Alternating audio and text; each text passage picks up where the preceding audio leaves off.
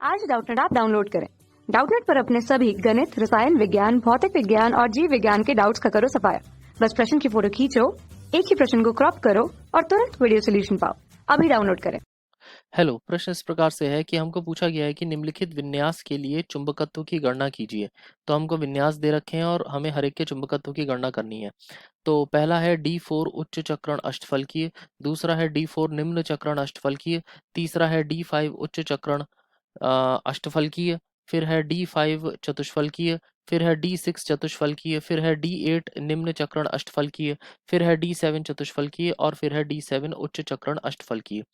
तो देखिए, इसको करने के लिए हमें यहाँ पर जिस सिद्धांत का सहारा लेना है वो है क्रिस्टल फील्ड थ्योरी।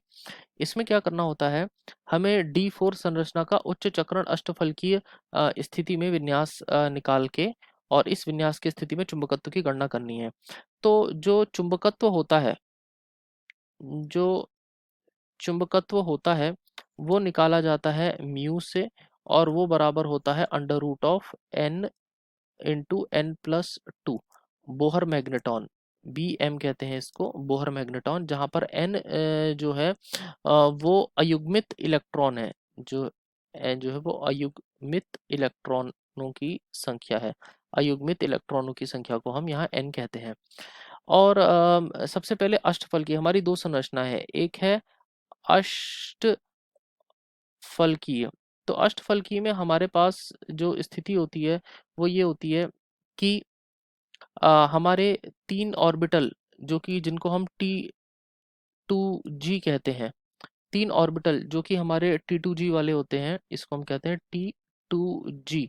ये ऑर्बिटल जो है निम्न ऊर्जा में होते हैं और जो 2 ऑर्बिटल हैं D5 के, 2 ऑर्बिटल जिसको हम EG कहते हैं वो उच्च ऊर्जा में यहाँ पर मौजूद होते हैं। अब सबसे पहले हम बात करते हैं, अब हमें यहाँ पे इलेक्ट्रॉनों को देखना है, इनको वितरित करना है और फिर देखना है कि हमारा चुंबकत्व कितना होगा।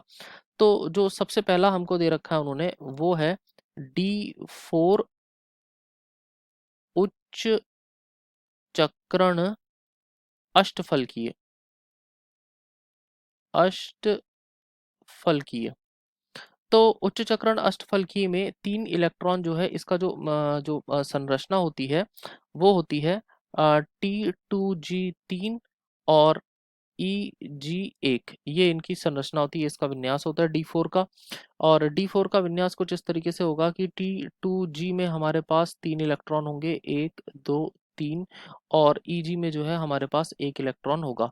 तो इस हिसाब से हमारे पास यहाँ जो अयुग्मित इलेक्ट्रॉनों की संख्या है वो है 4, और यहाँ से इसके जो बोर मैग्नेटॉन निकल के आ जाएगा वो आएगा वर्गमूल 4 गुणा 4 धन 2, यानी कि ये हमारा आ जाएगा वर्गमूल 24 और ये आ जाएगा 4.9 बोहर मैग्नेटॉन। तो इस तरीके से हमारा इसका चक्र निकल गया। दूसरा हमको इन्होंने दे रखा है, दूसरा इन्होंने हमसे पूछ रखा है D4 निम्न चक्रण अष्टफलकीय। तो अब यही D4 है लेकिन इस बार हमारा है निम्न चक्रण अष्टफलकीय।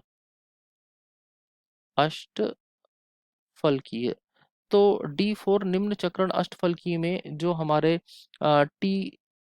T2G ऑर्बिटल है, इसके अंदर जो है हमारे 4 इलेक्ट्रॉन पाए जाते हैं, EG में कोई इलेक्ट्रॉन नहीं पाया जाता है। तो इस हिसाब से अगर T2G में देखें तो हमारे पास इलेक्ट्रॉन आते हैं 1 2 3, और चौथा जो होता है हमारे पास यहाँ पर अयुग्मित होता है। तो ये अयुग्मित यहाँ पर चौथा इलेक्ट्रॉन युग्मित हो गया है, तो हमारे पास अयुग्मित इलेक्ट्रॉनों की संख्या यहाँ पर जो n का मान है वो आया है 2, यानी कि हमारे पास जो इसके बोहर मैग्नेटॉन निकल के आएगा वो आ जाएगा 2 गुणा 2 प्लस 2, यानी कि अंडर रूट ऑफ 8, और ये आ जाएगा 2.83 बोअर मैग्नेटॉन। तो इस तरीके से हमारा निम्न चक्रण का निकला। तीसरा हम आते हैं, तीसरा हमको दे रखा है उन्होंने D5 उच्च चक्रण अष्टफलकीय। तो हमारे को है D5 उच्च चक्रण चक्रण अष्टफलकीय, D5 उच्च चक्रण अष्टफलकीय। तो D5 उच्च चक्रण अष्टफलकीय में हम लोग क्या करते हैं, इसमें जो है T2G में आपके 3 इलेक्ट्रॉन होते हैं और Eg में आपके 2 इलेक्ट्रॉन होते हैं। तो कुल मिला के हमारे पास जो है 5 इलेक्ट्रॉन होते हैं। तो इसमें हमारे पास T2G में हमारे पास 3 इलेक्ट्रॉन है इस तरीके से, और Eg में हमारे पास जो है 2 इलेक्ट्रॉन है। तो इस तरीके से हमारे पास कुल 5 इलेक्ट्रॉन यहाँ पर हो गए। तो हमारे पास यहाँ पे n का मान है 5 और बोहर मैग्नेटॉन म्यू का मान निकल के आएगा, वो आएगा वर्गमूल 5 गुणा 5 धन 2, यानी कि ये हमारा आएगा वर्गमूल 5 सत्ते 35 35, और ये हमारा निकल के आता है 5.92 बोहर मैग्नेटॉन। तो इस तरीके से हमारा जो है 5.92 बोहर मैग्नेटॉन निकल के आता है। इसके बाद अगला जो प्रश्न हमसे पूछा है इन्होंने, चौथा प्रश्न, वो है D5 चतुष्फलकीय। तो मैं आपको उससे पहले चतुष्फलकीय के बारे में थोड़ा सा बता देता हूँ कि जो हमारा चतुष्फलकीय संरचना होती है, चतुष्फलकीय संरचना होती है, उसमें भी हमारे पास इलेक्ट्रॉन होते हैं, हमारे पास ऑर्बिटल होते हैं। नीचे की तरफ 2 ऑर्बिटल होते हैं, नीचे की तरफ हमारे 2 ऑर्बिटल होते हैं, और ऊपर की तरफ हमारे जो होते हैं वो 3 ऑर्बिटल जो होते हैं वो हमारे ऊपर की ओर मतलब उच्च ऊर्जा वाले बन जाते हैं। तो जो चतुष्फलकीय रहता है उसमें जो निम्न ऊर्जा वाले ऑर्बिटल को हम कहते हैं E, और उच्च ऊर्जा ऑर्बिटल वाले को हम कहते हैं T2। इस तरीके से चतुष्फलकीय में संरचना होती है। तो अब हमसे इन्होंने जो पूछ रखा है प्रश्न में, प्रश्न में हमसे इन्होंने पूछ रखा है D5 चतुष्फलकीय। तो अब हम जरा D5 को बना के देखते हैं। तो चौथा पार्ट है वो है D5 चतुष्फलकीय। तो D5 चतुष्फलकीय का जो संरचना होती है वो इस तरीके से होती है कि D5 में E में रहते हैं 2 इलेक्ट्रॉन और T2 में रहते हैं आपके 3 इलेक्ट्रॉन।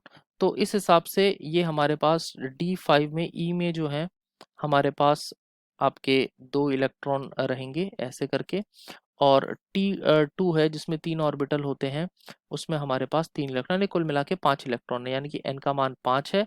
तो इसलिए म्यू का मान होगा वर्गमूल 5 और 5 धन 2, यानी कि वर्गमूल 7, वर्गमूल 7 गुणा 5, यानी कि वर्गमूल 35, और वर्गमूल 35 आया 5.92 बोहर मैग्नेटॉन। इस तरीके से D5 चतुष्फलकी की संरचना निकल जाती है। उसके बाद पांचवा हमसे बोलता है, पांचवा हमसे पूछता है D6 चतुष्फलकीय। तो पांचवा हमसे, छठा जो नेक्स्ट हमसे पूछा पांचवा D6 चतुष्फलकीय इन्होंने हमसे पूछ रखा है। तो D6 चतुष्फलकीय की जो संरचना होती है, जो इसका कॉन्फ़िगरेशन होता है वो होता है E3 और T2 3, यानी कि E में जो है हमारे 3 इलेक्ट्रॉन हैं और T2 में हमारे पास 3 इलेक्ट्रॉन हैं। तो E में जो 3 इलेक्ट्रॉन किस तरीके से हैं, E में हमारे पास 3 इलेक्ट्रॉन इस तरीके से हैं, 1 2 3, और यहाँ पर जो T2 में जो इलेक्ट्रॉन है वो हमारे पास हैं 3, यानी कि हमारे पास हैं 1 2 और 3। तो अब हम ये देख सकते हैं यहाँ पर E में 3 इलेक्ट्रॉन है, T2 में 3 इलेक्ट्रॉन है, तो कुल मिलाकर के यहाँ पे n का जो मान निकल करके आ रहा है, यहाँ पे n का मान हमारा निकल के आ रहा है 4। तो यहाँ पे यानी कि म्यू का मान हो गया वर्गमूल 4 गुणा 4 धन 2, यानी कि 6 चक्को 24, तो वर्गमूल 24 आ गया, यानी कि इसका मान निकल के आया 4.90 बोहर मैग्नेटॉन। इस तरीके से निकल के आता है। उसके बाद छठा जो हमसे इन्होंने पूछ रखा है, छठा इन्होंने हमसे पूछ रखा है D8 निम्न चक्रण अष्टफलकीय। D8 निम्न चक्रण अष्टफलकीय। तो D8 है और निम्न चक्रण है लेकिन अष्टफलकीय है, अष्टफलकीय है। तो D8 निम्न चक्रण अष्टफलकीय का जो विन्यास होता है वो होता है T2G में 6 होते हैं और EG में जो होते हैं वो होते हैं 2। तो T2G में 6 हैं और जबकि EG में हमारे पास यहाँ पर 2 इलेक्ट्रॉन मौजूद हैं। तो इस हिसाब से हमारे पास T2G यानी कि नीचे T2G जो है इसमें हमारे पास 6 इलेक्ट्रॉन है, यानी कि ये पूरा भरा हुआ है, 1 2 3 4 5 6, लेकिन Eg में मात्र 2 इलेक्ट्रॉन है, यानी कि ये दोनों जो हैं वो युग्मित नहीं है। तो उस हिसाब से हमारे पास n का मान आ गया यहाँ पर 2, यानी कि म्यू का जो मान आएगा वो आएगा वर्गमूल 2 गुणा 2 धन 2, यानी कि 4 दूनी 8, यानी कि वर्गमूल 8 हमारा यहाँ पर वर्गमूल 8 निकल के आने, यानी कि 2.83 बोहर मैग्नेटॉन हमारे इस प्रश्न का, इस वाले का सही उत्तर है। तो ये जो है हमारा निम्न चक्रण है। और एक बात मैं आपको बता दूं कि D8 में निम्न और उच्च चक्रण एक जैसे होते हैं, उनकी संरचना एक सी होती है, तो उसमें को दो स्थितियां नहीं होती है, मतलब जो निम्न चक्रण की स्थिति है वही उच्च चक्रण की भी स्थिति है। उसके बाद हम बात करते हैं 8वें वाले में। 8वें वाले में है D7, 8वें वाला प्रश्न का उत्तर है D7 चतुष्फलकीय। तो ठीक है, तो अब हम देखते हैं D7, तो छठा और 7वां है हमारा, 7वां जो है वो है D7 और चतुष्फलकीय। तो D7 चतुष्फलकीय का जो संरचना होती है वो होती है TE है 4 और T2 है 3, यानी कि इसका मतलब ये हुआ कि जो E है, जो नीचे 2 हैं, उसमें आपके यहाँ पर 4 इलेक्ट्रॉन है, यानी कि ये पूरा का पूरा युग्मित है। और जो T है उसमें हमारे पास 3 इलेक्ट्रॉन है, यानी कि ये अयुग्मित है। तो यानी कि यहाँ पर n का मान आ गया 3, और यहाँ पर म्यू का मान हो गया वर्गमूल 3 और 3 धन 2, यानी कि वर्गमूल 15, और वर्गमूल 15 का मान हमारा आता है 3.88 बोहर मैग्नेटॉन। तो 3.88 बोहर मैग्नेटॉन हमारा यहाँ पर निकल करके आता है। इसके बाद फिर आता है 8वां, जो आखिरी हमसे पूछ रखा है। 8वें में हमसे पूछ रखा है D7 उच्च चक्रण, और D7 उच्च चक्रण और अष्टफलकीय। अष्टफलकीय, तो D7 उच्च चक्रण अष्टफलकीय में T2G में होते हैं 5 और EG में होते हैं हमारे पास 2। तो इस हिसाब से T2G में 5 है, यानी कि जो T2G है उसमें 1 2 3 4 5 इस तरीके से बनेंगे, और EG में जो है हमारे पास 2 हैं, और 2 ये जो है पेयर्ड नहीं है। तो इस हिसाब से हमारे पास 3 हो गए, तो यानी कि n का मान हो गया हमारे पास 3। 3 के बाद हमारे पास जो म्यू का मान है वो होगा वर्गमूल 3 गुणा 3 धन 2, यानी कि हमारे इस प्रश्न का उत्तर आ गया वर्गमूल 15, यानी कि हमारा आया 3.88 बोहर मैग्नेटॉन। तो इस तरीके से हमने हर एक का चक्रण निकाल लिया है और हर एक का चुंबकत्व निकाल लिया है। आशा करते हैं आपको समझ में आ गया होगा। धन्यवाद। कक्षा 6वीं से 12वीं से लेकर नीट, IIT, JEE वो एडवांस के लेवल तक 1 करोड़ से ज्यादा छात्रों का भरोसा।